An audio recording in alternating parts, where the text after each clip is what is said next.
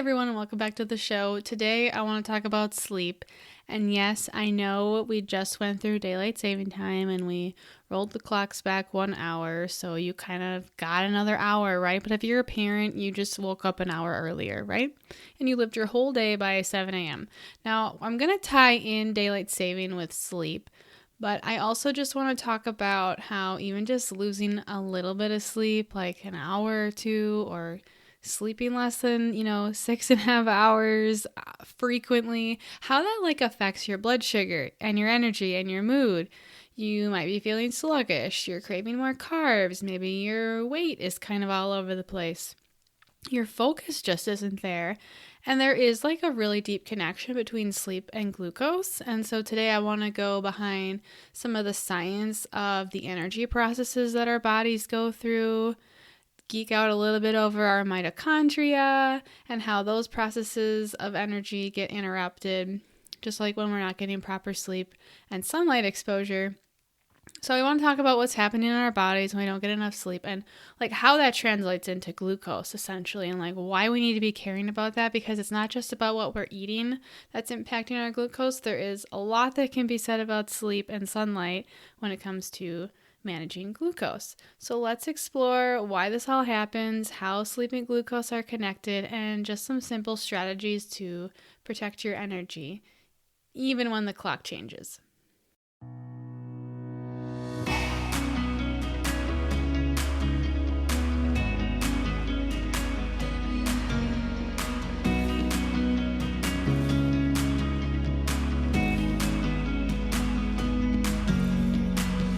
Hey there, I'm Katie, and welcome to the Glucose Glow-Up Show, where I'm making blood sugar balance for non-diabetics not just important, but actually fun and approachable.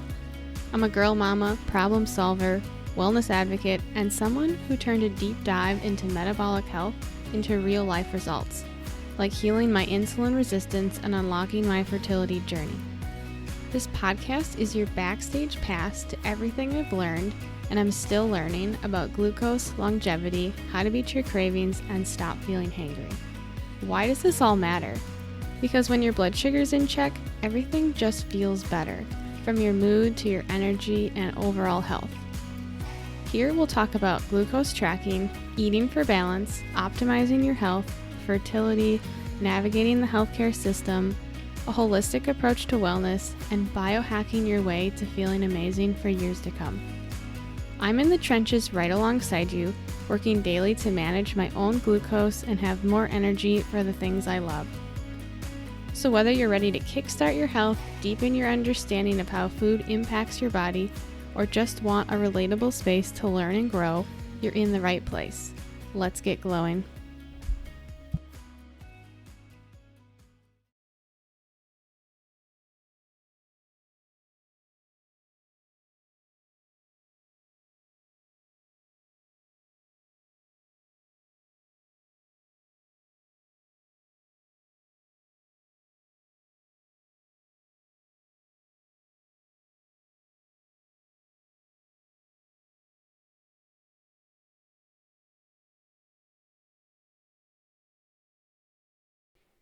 I want to quickly touch on daylight saving time. I feel like this is a really, really great time to have a reminder about why sleep really matters. This 1 hour shift, it really disrupts our circadian rhythm, and even healthy people can experience higher glucose levels, stress, and fatigue.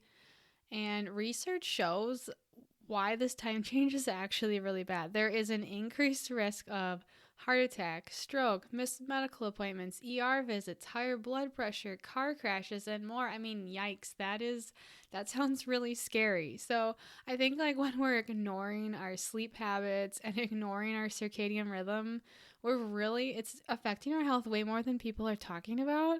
So this shift is important to note. Now, there's some things we can do, but I just wanted to make a note on this time change thing, and there are some really kind of bad health implications that can come out of this.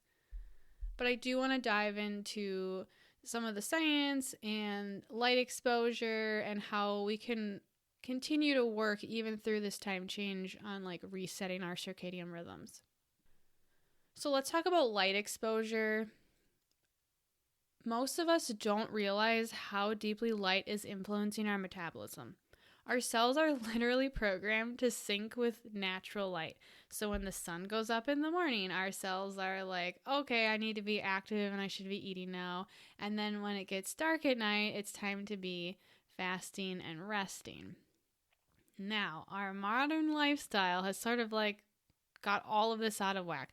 We are indoors most of the day. We're working with screens. We're looking at screens. We're looking at our phones, watching TV.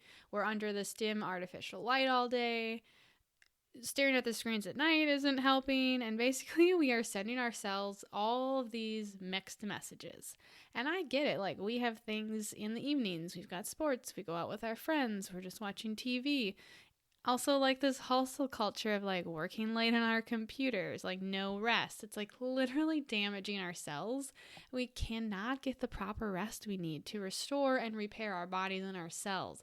So this is like really important to be thinking about your light exposure in the morning and in the evening and just like trying to align our bodies with the sun. You could be saying, okay, well, I wake up, Katie, and I'm getting light exposure in the house because I opened up the windows. That's cool, but morning sunlight, like physically walking outside and exposing your body to the actual sunlight, is actually 100 times brighter than indoor lighting. So that light exposure is helping regulate our serotonin, which is our mood stabilizer, and melatonin, the sleep hormone. So reduced sunlight is actually showing that it's potentially lowering our serotonin, and when that's lowered, we're potentially going to see more cravings and less glucose control. So just think of it like this. The light is cueing our body when to eat, move, and rest. And when we're ignoring that rhythm, we're really confusing ourselves, and that's going to contribute to that oxidative stress, inflammation, and impaired glucose metabolism that we're going to talk about. So light exposure is truly regulating your hormones, your metabolism, your weight. It's lowering your risk for disease. So if you're feeling off, you're like having some issues with your weight, or you feel like my metabolism, I'm just not like, this glucose thing isn't working, I'm not able to manage it properly, maybe take a look at your light exposure and how that's impacting your sleep. Like, I've noticed, especially when like I'm wearing a CGM, like it depends, like if you lay on it funny at night or something, you can get wonky readings. But if your glucose is like all over the place at night, like you're probably not getting great sleep. Or on the flip side, like if you notice like, hey, I didn't really get great sleep, and you happen to be wearing a CGM, you could go back and look at your data and you'd probably notice that your glucose was kind of all over the place. So looking at your light exposure is really, really crucial, and like resetting your circadian rhythm with the light is going to significantly increase your sleep, because you really should be getting that like 7 to 8 hours of sleep every night. All right, sleep. So what is happening, let's just say when you get less than 6.5 hours of sleep, or right around that 6.5 hours, or you're just like, you know what, I'm just like that person that I can operate on no sleep. I just like drink a bunch of coffee or my energy drink and I'm good to go. Like, it doesn't matter. I can like sleep when I'm dead. Like, I'm sure you've heard that. Okay, like sleep is really important. So let's just talk about like a few things that kind of happen. And this is kind of like chronic sleep deprivation, but it could also just be like a few nights. So in just a few nights, so we're talking under 6.5 hours of sleep, there was a study that showed that it can cut your insulin sensitivity by up to 30%. So you want to be insulin sensitive. You do not want to be insulin resistant, where your cells are becoming resistant to the insulin that your pancreas is pushing out to transport the glucose to your cells. So when it's resistant to the insulin, you're going to be left with more glucose left in your blood. So this is saying that the sleep is cutting down your insulin sensitivity, which we do not want. Your body has to pump out about 50% more insulin to maintain stable glucose levels. So that's really bad, because we know that insulin resistance over time contributes to diabetes, right? So we do not want to be increasing insulin resistance. Now, what else is happening? When you're tired, your cortisol or your stress hormone, it stays elevated, it stays high.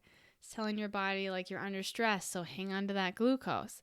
There was a study that found that just 4 to 6 hours of sleep for 6 nights, the cortisol stayed high enough to spike fasting glucose the next day.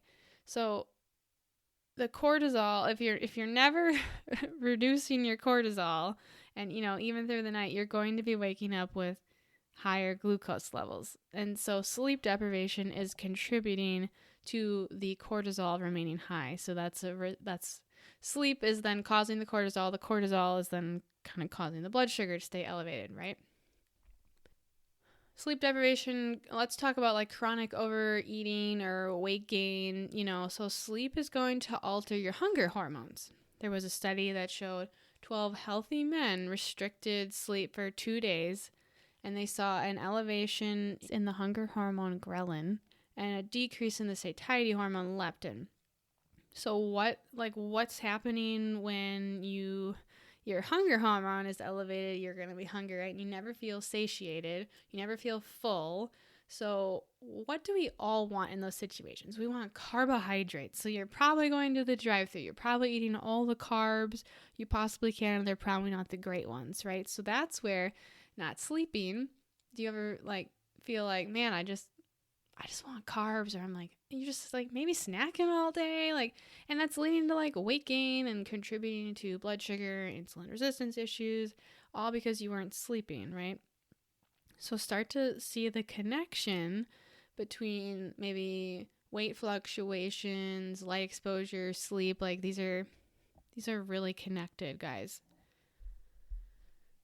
Okay, so there's also, when you are sleep deprived, you have a pretty large decrease in cognitive ability. So this is really scary, you guys.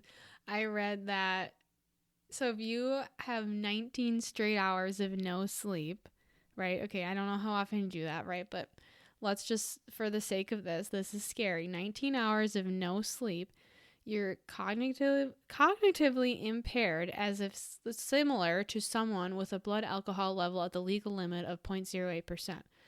So not sleeping is the same as having the legal limit of blood alcohol. That is crazy scary. Okay, so we are decreasing our ability to think and our mental capacity, and we're deteriorating, right? Just from not sleeping. Okay, so this whole sleep when you're dead thing, I don't think that's gonna work for us. Okay, also there's about close to 30% of people that kind of meet the definition for sleep apnea, which I've read is sort of linked to insulin resistance. It also greatly increases your risk for heart disease, diabetes, stroke, stuff like that. So that's kind of something to get looked at. If your sleep is affected because you think you have sleep apnea, that's something you need to look at too, because it's, it could be that, maybe you're insulin resistant and you don't know it, and that's part of the cause. Then you can go back and be like, okay, what do I need to do to fix the insulin resistance and not head down the path of diabetes and all these other things that can lead to that. So I wanted to mention sleep apnea because that is something that I feel like a lot of people have and maybe need to kind of dive into that a little bit more. So I want to just talk a little bit about how sleep deprivation is damaging and affecting our body's energy processes. So sleep deprivation is damaging our mitochondria. So our mitochondria are these tiny powerhouse cells, and they essentially are creating the energy that our cells can use, right? So they're transforming the food energy and converting it into a cellular energy. Okay, so when we are damaging our mitochondria, our cells are not getting the optimal information or energy that they need to produce things efficiently in our body. So things are just not working optimally. So we do not want to be damaging the mitochondria. Okay, then we also kind of run into inflammation and oxidative stress. So this is, we're raising the inflammatory markers, the chemicals that are kind of behind chronic inflammation and metabolic dysfunction. So it's not just like tired, our like entire metabolic system is saying like we can't repair properly.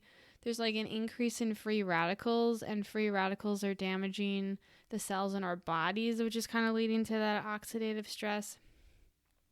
So sleep and metabolism are pretty deeply intertwined. When you like lose sleep, even just a few hours consistently, especially, your glucose, energy, your mood, like you're all going to feel the impact, and the energy processes in our body are not working properly. We are not producing energy efficiently. So we're going to start to have some of these other issues, where you get the insulin resistance and, kind of going down the wrong path with glucose, honestly. So aside from daylight saving, this is like a goofy time. I mean, we need to start working on resetting our circadian rhythms. I'm all out of whack. Like, I don't know what time to go to bed. I've been staying up way later than I want to.